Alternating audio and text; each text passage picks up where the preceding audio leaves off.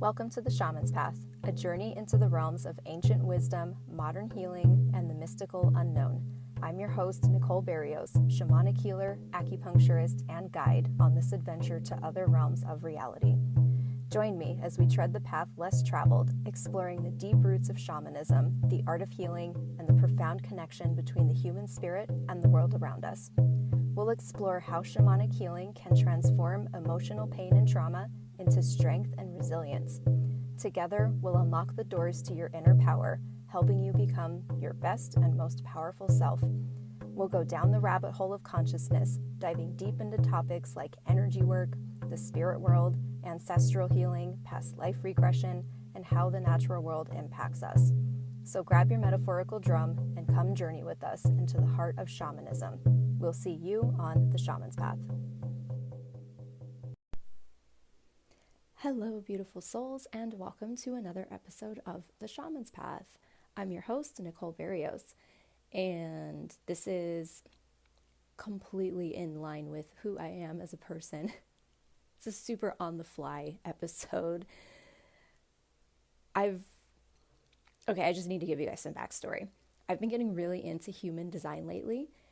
If you don't know what human design is, I'll link to it in the show notes, but it's kind of like astrology, but not really. I find it to be more nuanced than astrology. It combines elements of astrology with the I Ching and the chakra system and several other systems that I can't even remember right now. But it combines all of these systems to tell you about yourself based on your time of birth, where you were born, and is that it? Yeah, when you were born and your time of birth, just like your astrology chart. What I have found with human design is that it is so freaking validating.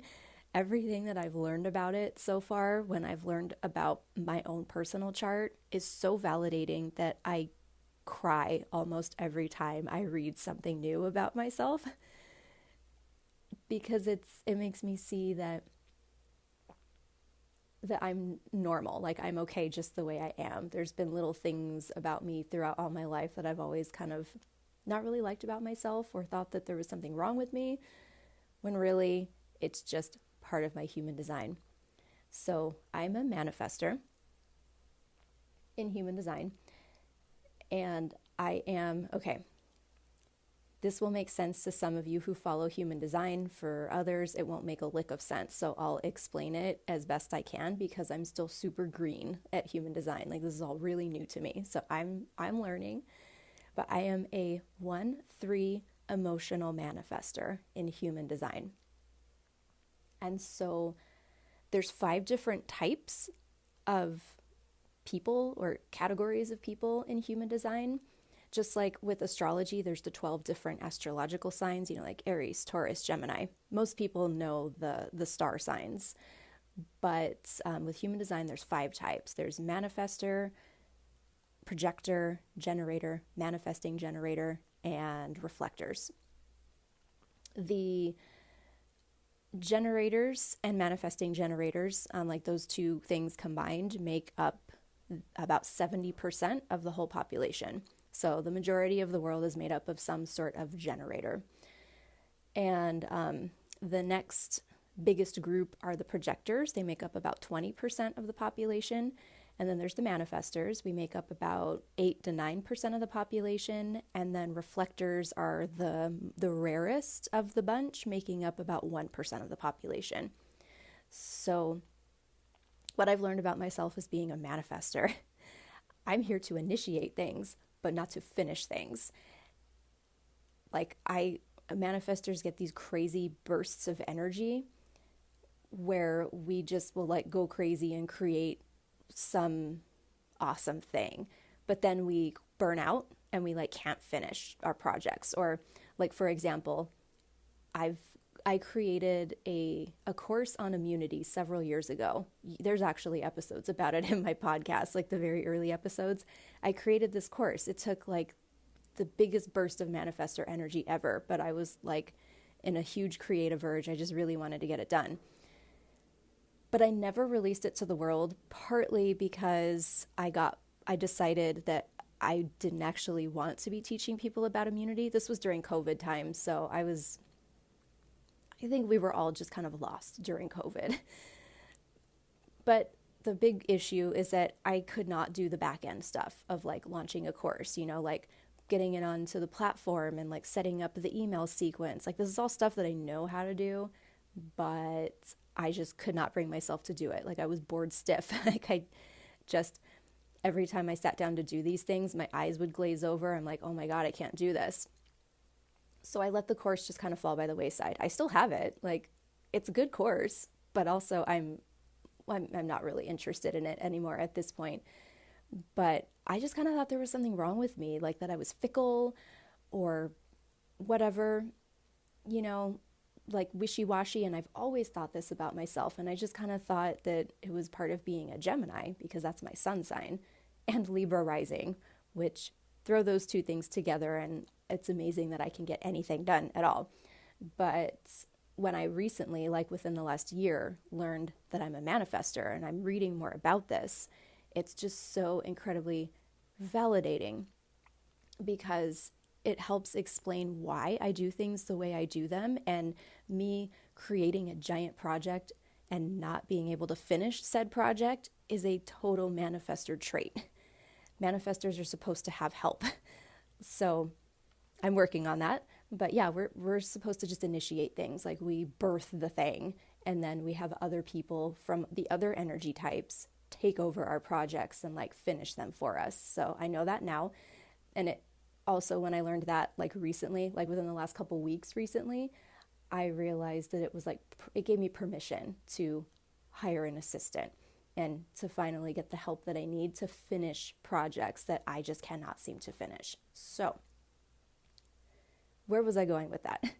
I brought all of that up because that's how it's been going with this podcast. Like I actually created a whole map of all of the various episodes for this show that I wanted to do through the rest of the year. I think it started in September and it like went all the way through December, and I was going to do like 2 episodes a month. And out of those episodes that I like pre-planned, I think I only did 1 of them.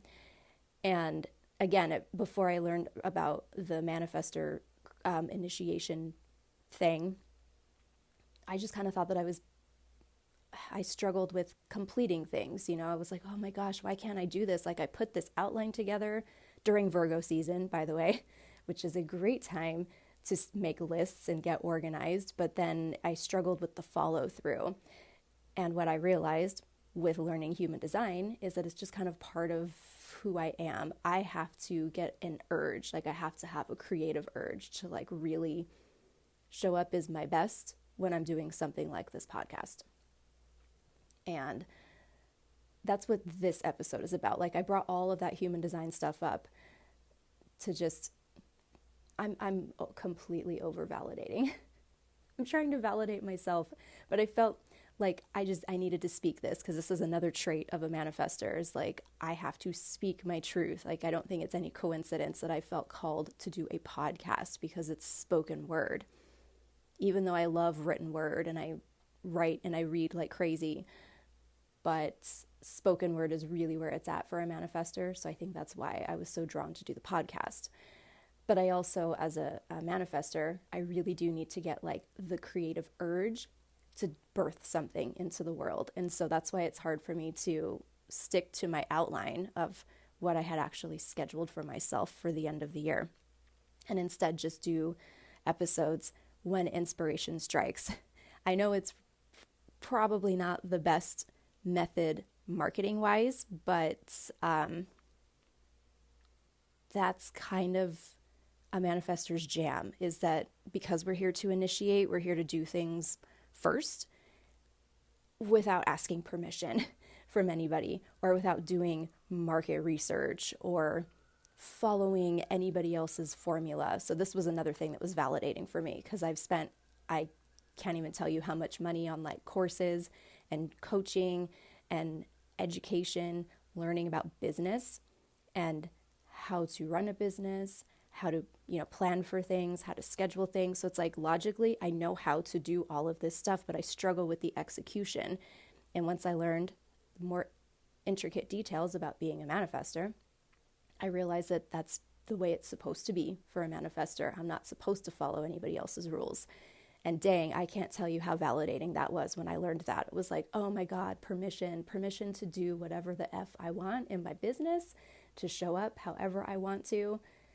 Not that I ever needed permission, but like I said, 8 to 9% of the population is manifestors. The majority, the 70%, is generators. And generators have they have more sustainable energy. And because the majority of the population is made up of generators, the rest of us that are not generators, the manifestors like me, the projectors and the reflectors, we all have kind of been conditioned to live like generators, and it causes a lot of issues for those of us who are not generators, and most of us aren't even aware that this is a thing. That's why human design has been so validating, because it's like, oh my gosh, I've been living my whole life like a generator, like a distinctly different energy type that does not resonate with me at all. And in fact, when I try to live like a generator, which has been my whole life pretty much, I don't do very well. I get extremely wiped out and will have to take big chunks of time off. And I always just kind of thought, again, that there was something wrong with me. It was like, why can't I sustain this energy? But the most validating thing that I've learned about being a manifester is that when we have these creative urges where we initiate things, it takes a massive amount of energy to the point where we have to have these huge rest cycles. And the estimated ratio of like how much energy we put into initiating versus how much energy goes into resting to recover from what we initiate, it's 20% initiating, 80% rest. 80% rest. When I read that, I'm pretty sure I cried at that too, because I was like, oh my God, that's why I always feel like I need a sabbatical, because I do. I need them all the time.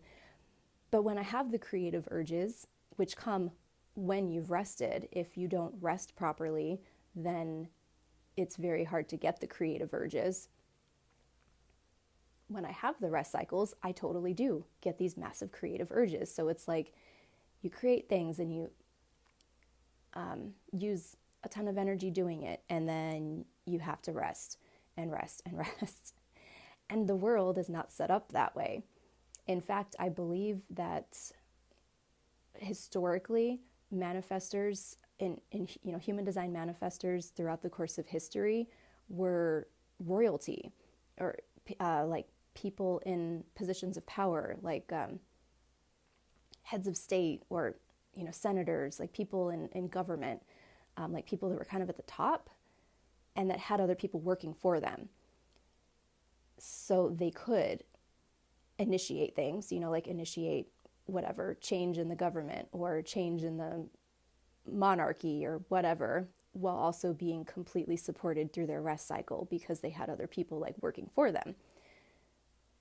But that's not the case anymore. Like, we don't have a society that's set up that way. But manifestors are initiators, so I feel like the manifestors of 2023, almost 2024, happy December 1st, by the way, we're here to initiate what manifestor life is supposed to look like going forward, which is kind of cool. So there was your super long description of human design and how I'm a manifestor, and an emotional one at that. So emotional manifestors have to make decisions based on their feelings, and feelings are complicated and they're not logical. So that's part of why I struggled with finishing my immunity course, because when I put that course together, I was at like the peak of my emotional wave, because emotions come in waves.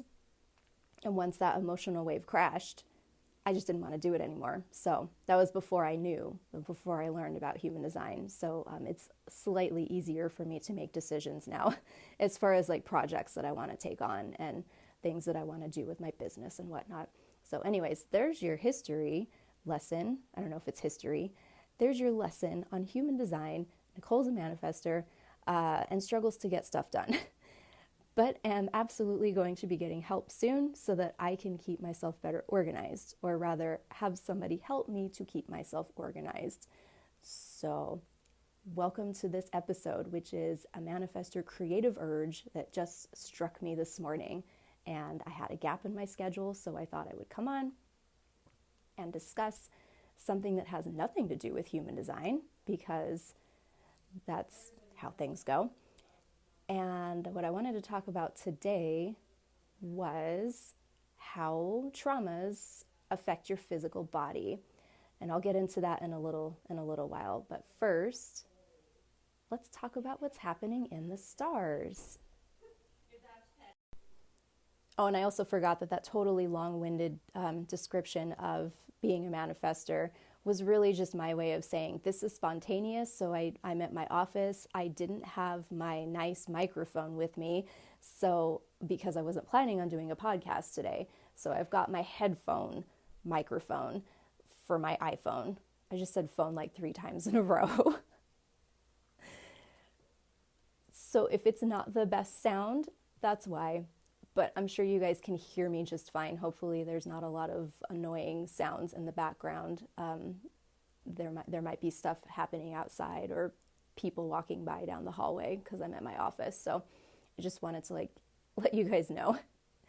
I wasn't planning on doing an episode. I just had a manifestor creative urge to do this right now because I had a gap and I had something I needed to say, because manifestors are all about speaking. And that's where I'm at right now with my iPhone headset and the microphone that comes with that. So hopefully you guys can hear me okay. Let's talk about what's happening in the stars. All right, so today is Friday, December 1st. Happy December. Here in the Valley of the Sun, it rained all night and a little bit during the late afternoon, evening yesterday, it started yesterday. My last episode was all about honoring the spirits of weather. So I'm looking at the clouds right now that are still there. It's not raining at the moment, but I'm just oh, clouds, thank you. Thank you so much for bringing beautiful rain, for cooling the temperatures down. And now our leaves are finally starting to change colors. We do have a fall season in Phoenix. It just comes a little bit later, and the deciduous trees change colors a little bit later. It depends on when it gets cold, when it starts really cooling down. Sometimes it's as late as late December into January that the leaves change colors, but with this rain that we've had, the leaves just really started to change colors. So yay, there's that. So we've got the transition of fall happening a couple weeks before the winter solstice. So we do have a fall, it just comes late. So earlier this week on Monday, we had the full moon in Gemini. I don't know about you guys, but this full moon was a doozy, total doozy. Something that I've discovered about myself is that whenever the full moon is in a sign that's one of my top 3 signs, so your top 3 signs, for those who don't know, are your sun sign. That's the astrology sign that everybody usually knows about themselves. And then there's your rising sign, and then there's your moon sign. Those are your top 3 astrology signs, because you have a whole chart. You're not just your sun sign. You are part of a whole system. So my sun is in Gemini, and this moon was in Gemini. So I've noticed that whenever the moon is full and it's in one of my top 3 signs, it affects me very strongly. And I spent a lot of time crying this past weekend, and I could not understand why. Until I realized, oh my God, it's related to the moon. This hasn't happened to me in a while, by the way. I'm far enough into my healing journey, 15, 16 years in. I think it's 16 at this point. yeah, 16 years into my healing journey. So if I'm going to be emotional, I know it.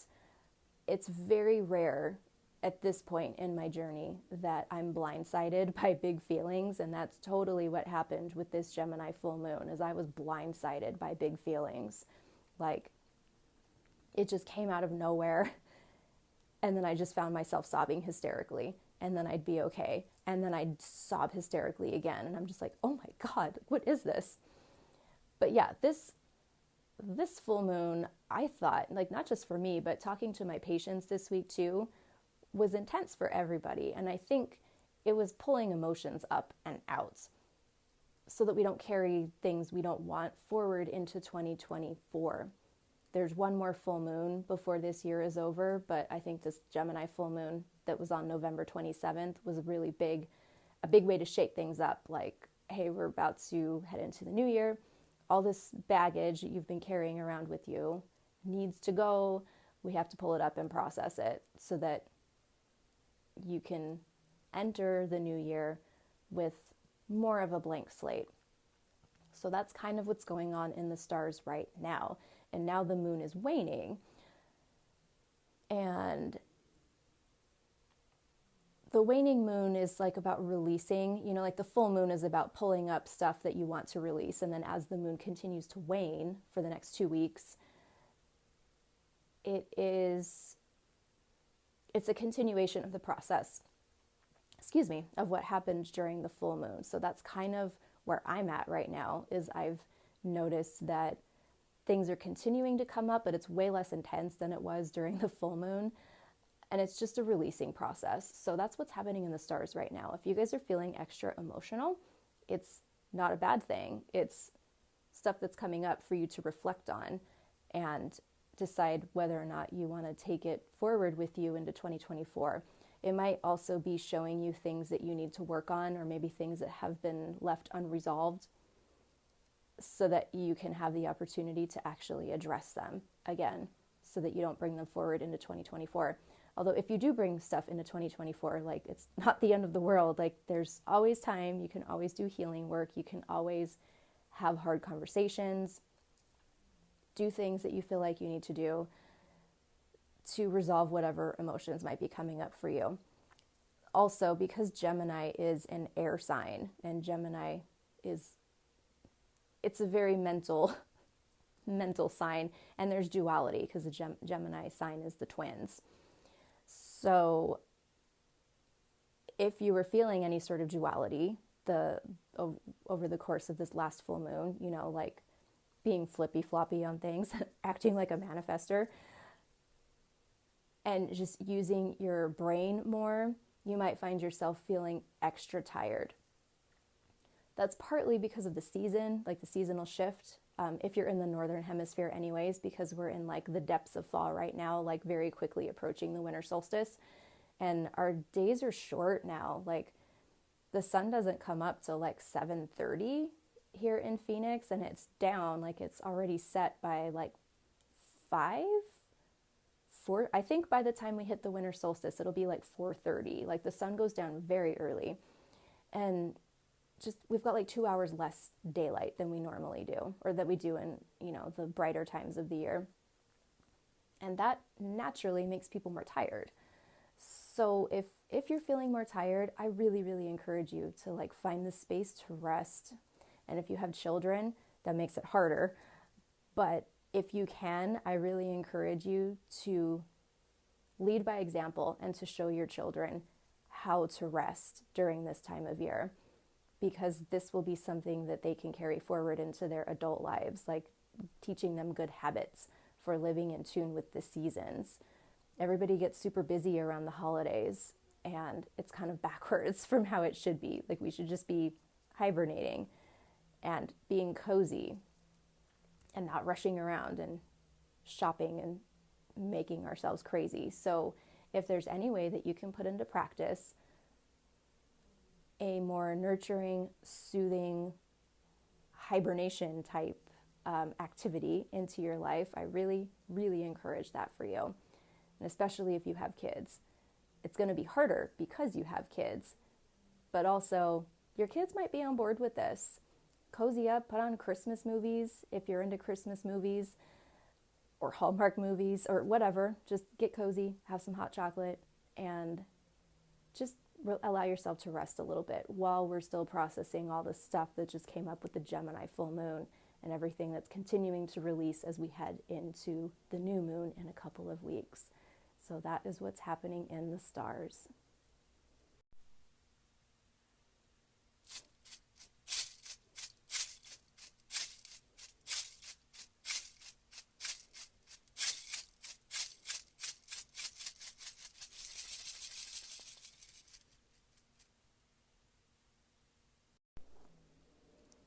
All right, so moving on to today's topic, and I'm not entirely sure what I'm going to title this episode as of right now,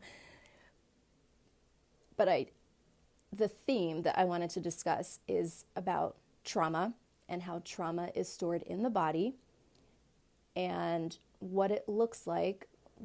This is like a somatic healing type episode, like what somatic healing looks like and what can happen when you're releasing stuck traumas or emotions from the physical body.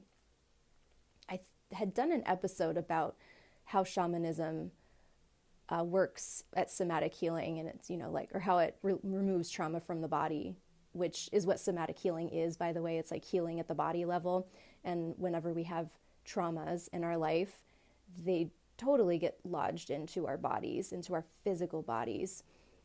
And like when you do talk therapy to help yourself through something traumatic, talk therapy really only works with the cognitive level, maybe a little bit with emotions, but it doesn't really impact the physical, the visceral, the body.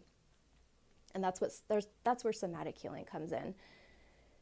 And you can get all kinds of weird symptoms as a result of going through something traumatic. And by the way, anything can be perceived as traumatic. It doesn't matter if it was something like horrifying that you went through, like, going through a war or whatever, abuse, like it, although those things obviously are awful, but anything can be perceived as traumatic if you felt that it was traumatic at the time. And it doesn't have to be one particular event. It can be a series of events that just kind of accumulate to create a traumatic, to create something that your body and your mind and your soul identify as traumatic.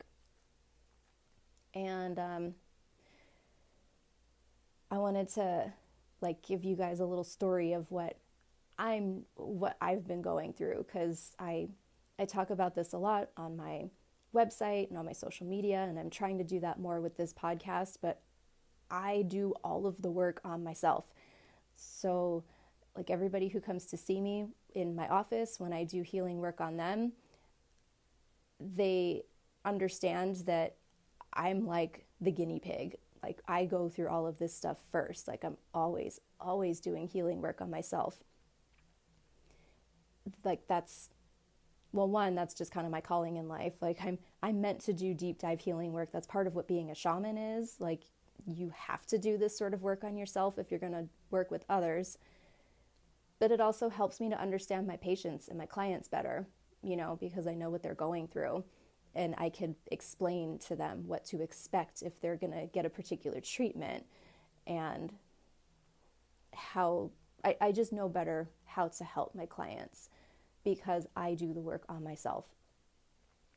And so that kind of leads me into a story. I'm going to keep it brief. I don't want to give too many details here. I just want to give you the gist. But so here's what's going on right now. I'm doing some inadvertent somatic healing on myself. And I say inadvertent because I didn't realize that this was going to wind up being somatic healing, even though I should have known it. I feel kind of like a bonehead for not putting this together. But I have developed a weird physical problem that has developed over the course of the last year, and over the last couple of months has just gotten extra bad for me. And the physical condition that I've developed is frozen shoulder. You've probably heard of it before. It's weird. It's such a weird problem because I look fine.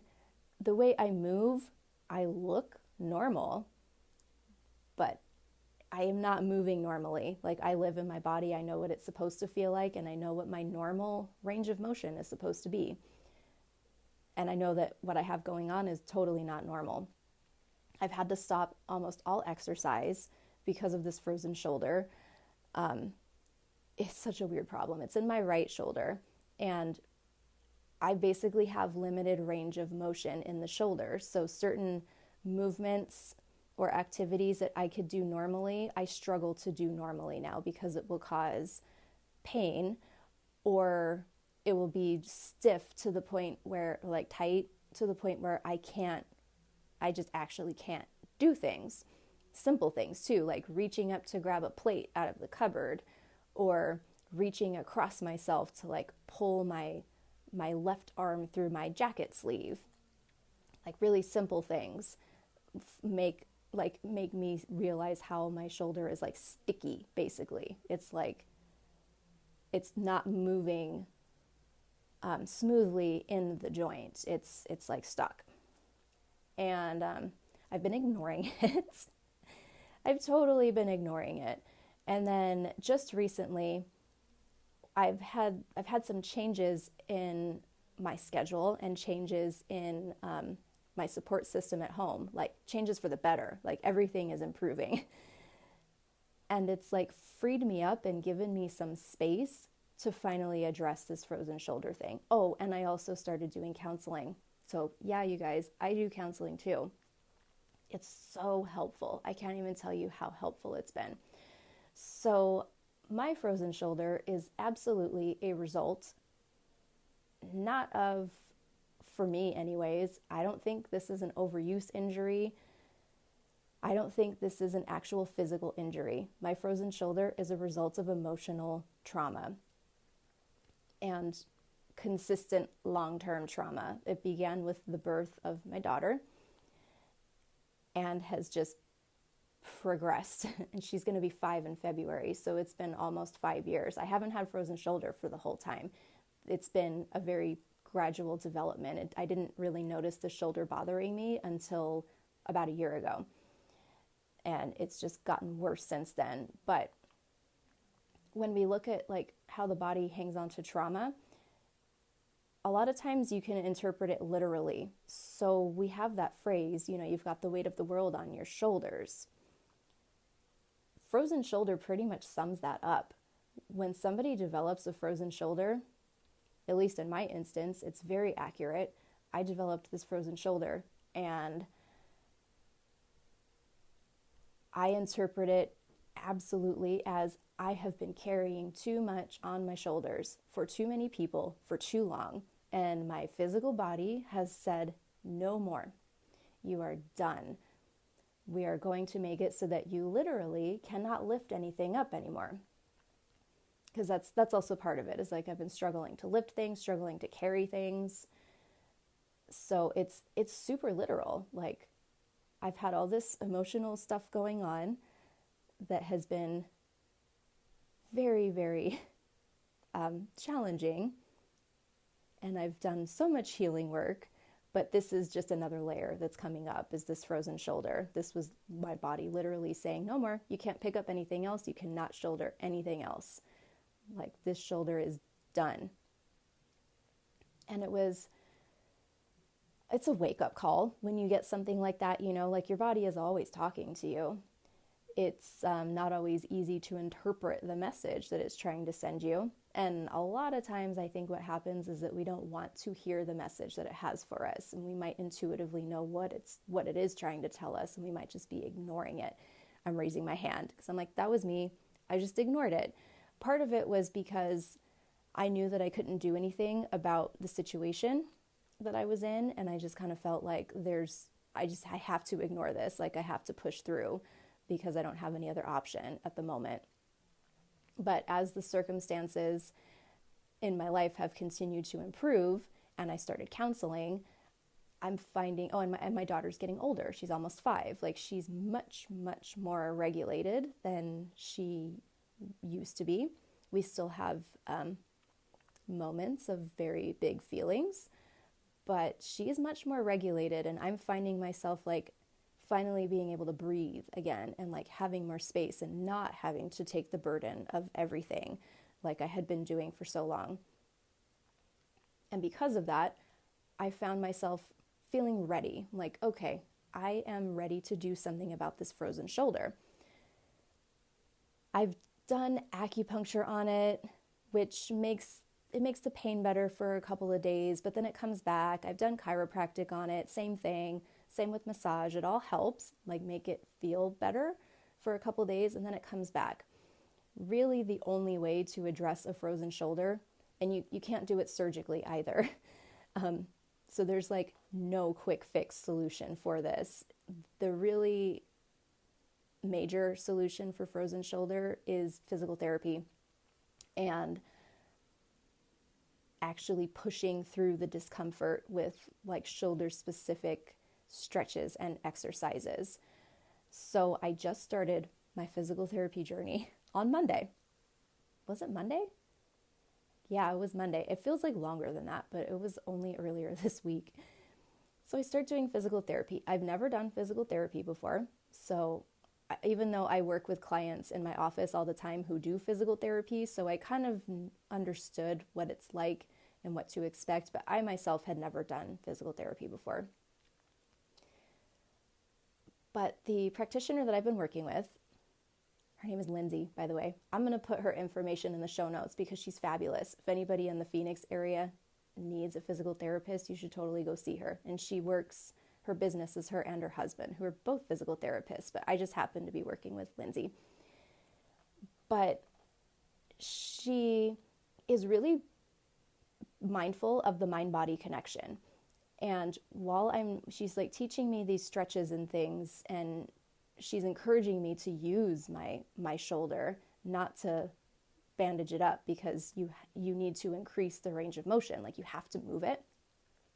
And she is also really encouraging me to breathe while I'm doing these stretches and to visualize my shoulder like moving and just functioning more normally. And I've been doing that. So I started on Monday. So this is still really new.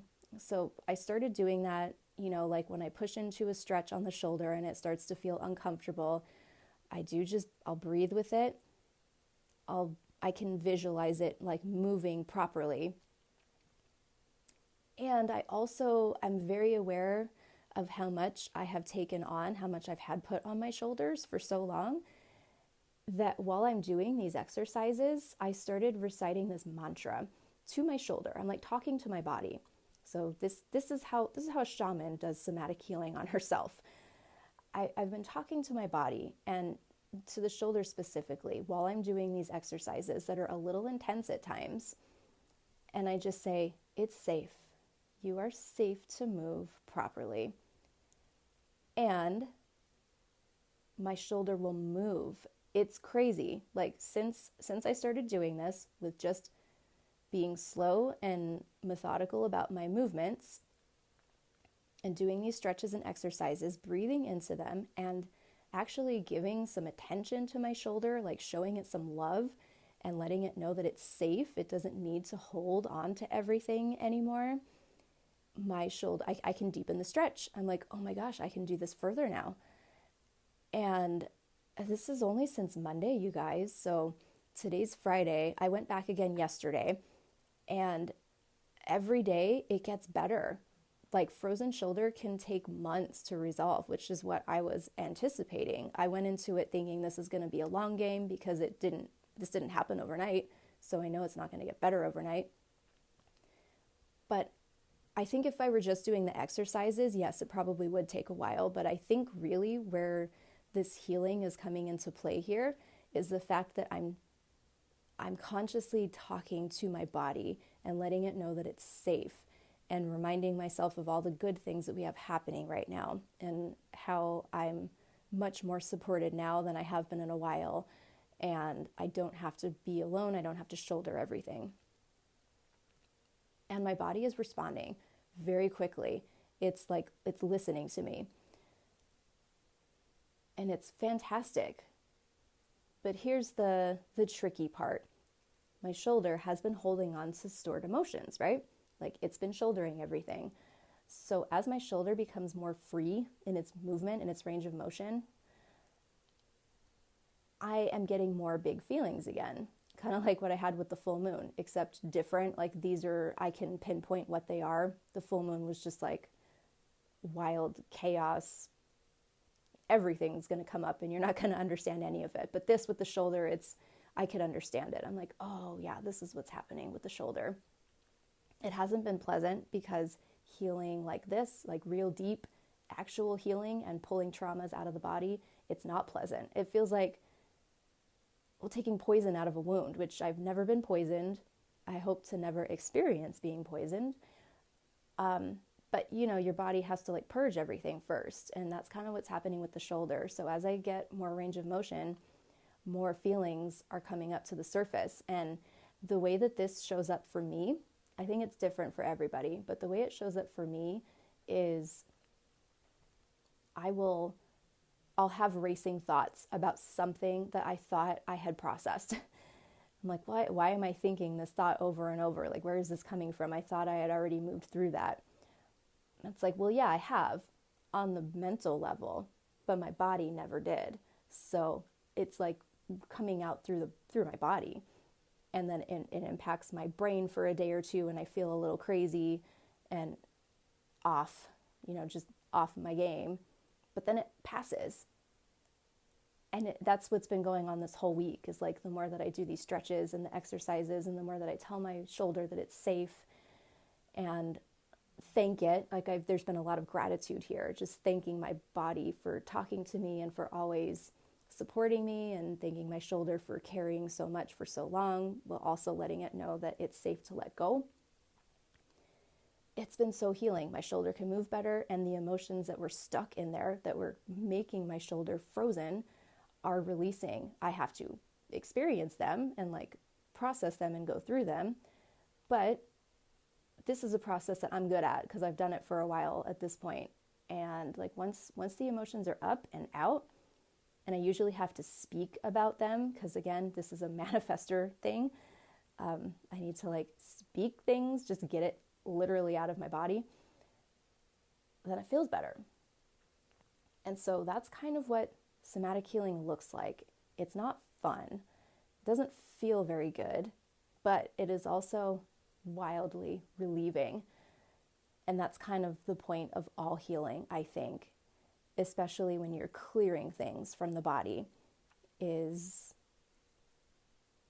like I said, it doesn't feel good when it's coming out, but once it's out, it's like, oh my God, it's kind of like when you get stomach sick and you have to throw up, and throwing up sucks, and you might try to like avoid it any way you can, but you know that once you just throw up already, you'll feel better. That's kind of what somatic healing is like. It's like, it's gonna suck, but once it's done, and you will feel so much better. And hopefully, in my case, I will be able to use my shoulder normally again. It already feels that way. Like I'm blown away by the progress that I've made in less than a week.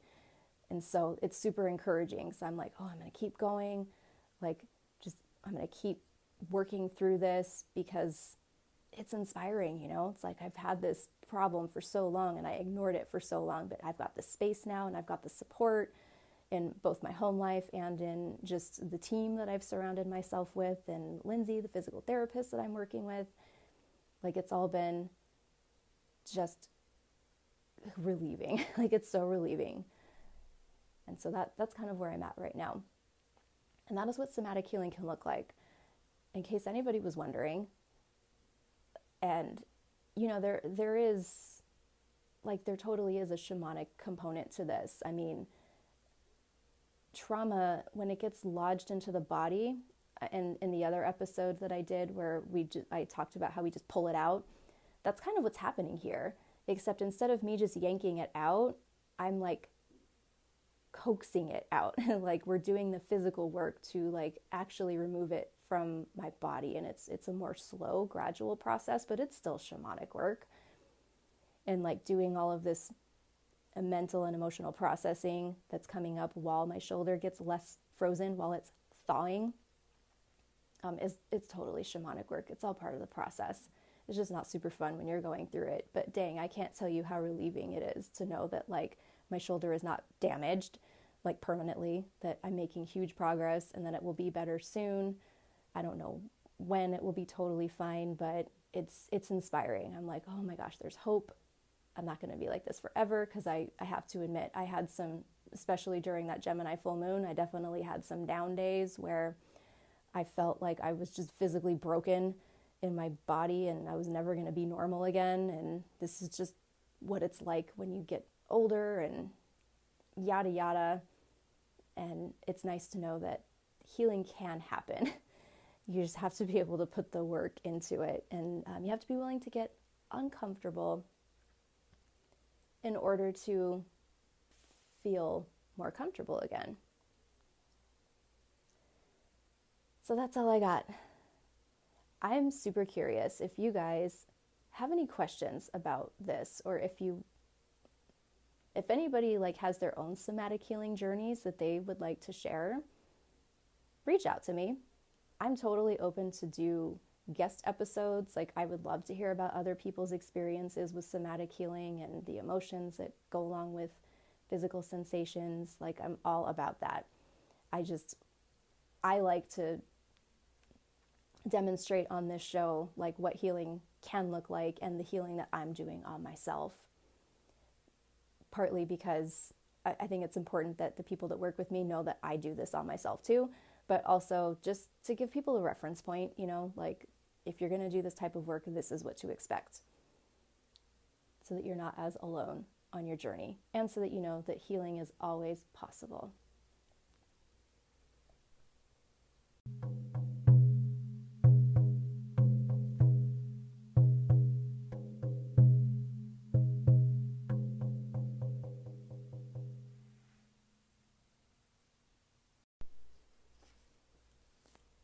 And for our final segment of the show, spirit messages. All right, sorry if my microphone gets a little annoying in the background here.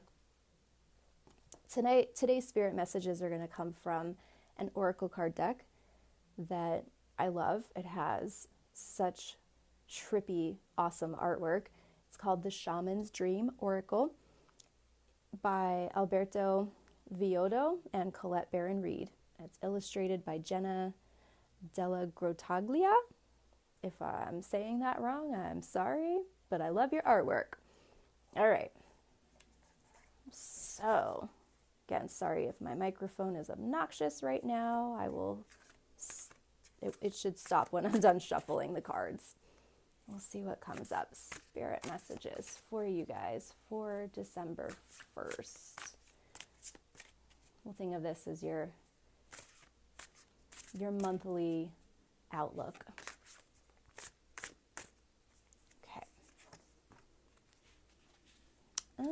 Okay. We'll see how this goes. The card that came up is called The Wall, Obstacles. Sounds a little foreboding. We'll see what the message here says. Okay. So this is from the booklet that comes with the card deck. So The Wall, Obstacles. Being inconvenienced by life, detours, non-action. There are moments in your life when you are so geared up, so sure that you are on track, with such drive and momentum, that you are shocked and confused when you encounter a wall. This unpredictability occurs outside your ability to plan, regardless of if you've done everything right, in alignment with the divine. It's imperative that you change your attitude now. This temporary roadblock is not an obstacle to blast through. This is not an invitation to push harder, cancel other plans, or worry about who will win or lose. This is a stopping point to enable you to slow down and contemplate the part of the manifesting equation that you and everyone else forgets. Life on life's terms will override your best laid plans. Yes, as inconvenient as it may seem, this experience is an important reminder that you are a human being, not a human doing. Perhaps you are being reminded of your mortality, or that you are but a small part of a bigger universe where your destiny intersects with others. Your life may be meant to serve another purpose at this moment, and your attention meant to be directed elsewhere. Consider that this place of temporary non-action is exactly meant to be for you. Perhaps it's because all you desire and have set in motion needs time to coalesce into form on the other side. Could it be that all the elements are not yet in place for its manifestation to be for the highest good of all? Patience is now required, and the wisdom that this might be a great time to take a break and contemplate gratitude. What is truly yours will never be walled off from you. Oh, you guys, how validating was that? All right. So Nicole's interpretation of this card. I kind of feel like everything I just said about frozen shoulder about sums this up. You know, that seems like an obstacle, but it's one that I'm working through. And let's see, what else did this card say? This is not an invitation to push harder, cancel other plans, or worry about who will win or lose. I kind of feel like this is the perfect card for this time of year, honestly, especially for anybody who follows politics or watches the news. First of all, I feel like I just have to say a really good way to maintain your sanity and anxiety levels is to not watch the news.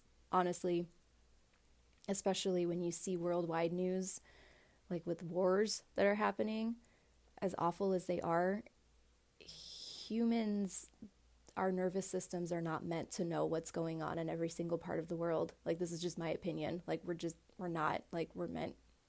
meant to be involved in our communities, not to know every single horrible thing that's happening in the world. And I bring this up because I think this card is saying, like, it's important to protect your energy. It's important to be true to yourself, to stay in your own lane, to not be so worried about what's happening outside so that you can focus on yourself, especially if you're encountering a personal obstacle like this card is implying, so that you can have the space to deal with it. Kind of like what I've been doing with the frozen shoulder. Yes, the frozen shoulder has been a wall in its own way, but there's been other things that have led to the creation of this wall. And I've been sitting with it and processing it and figuring out how best to scale the wall, or decide if I just want to go around it and go in another direction altogether. I know this is all kind of like metaphorical sounding, so I'm trying to think of how I can put this into more like clear, less cryptic terms. If something in your life is not unfolding the way that you thought that it would, I think what this card is telling us is that it's okay to pause, take a beat, reassess, and see how you would like to proceed. Because a wall does not necessarily mean that you can't get past it.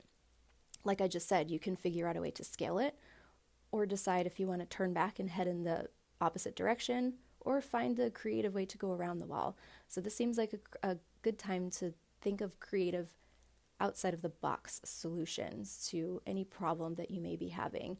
And okay, the download that I just got about this card right now is you really, really need to tune into your intuition. If you have an obstacle that's coming up for you and you logically can't think your way through a solution, then it's time to tune into your intuition. And that means getting quiet and meditating and feeling your way to the right answer. And I find that it's a little easier to do that at this time of year because there's less light.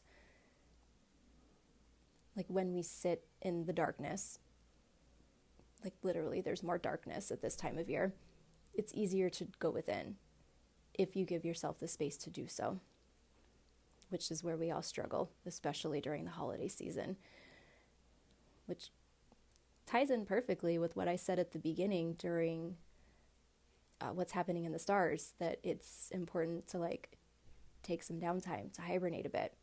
So if any of you are battling your own obstacles, your own walls right now, take a beat, go within. Take it from a manifester who has to have 80% rest, which I'm working on. That's like near impossible to do. But I'm working on figuring out a way to like make that happen for myself, because I think I'll show up way better in the world if I can do this. But yeah, take a beat, sleep on it, feel your way through it, and try not to overanalyze it. And this card has a picture of like a wall with like a hole in it at the top with like the moonlight showing through. Actually, it looks like a keyhole. It's a keyhole with moonlight showing through. So I interpret this to mean like the light is on the other side. And when you get focused and intentional, like you can sense that light and figure out how you want to proceed. So there's your spirit messages for the day. I hope that helps. That's all I got for you guys for today. Thank you so much for listening. Thank you for being here. And thank you for going with the flow. And my manifester needs to wait till she gets a creative urge to initiate something, podcast episode, spontaneous podcast episode. That was like the worst sentence in the English language, by the way. Oh, it is what it is. Anyways, thank you guys so much for being here, and I will catch you all on the next episode of The Shaman's Path. If you enjoyed this episode and are finding this show valuable, please consider leaving us a review on Apple iTunes, telling your friends, or sharing on social media.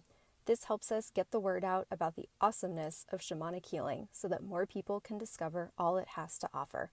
Thanks so much, and we'll catch you on the next episode of The Shaman's Path.